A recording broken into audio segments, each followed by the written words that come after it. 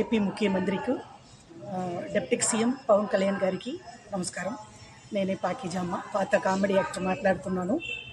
CM, AP CM, deputy CM మీకు నమస్కారం. నేను చాలా కష్టంలో ఉన్నాను. 3 సంవత్సరాలుగా చాలా కష్టం. షూటింగ్ లేదు, టీవీ సీరియల్ లేదు. తమిళనాడులో ఇది మా సొంత ఊరు కారైకుడి, పల్లెటూరుకు వచ్చేసాను.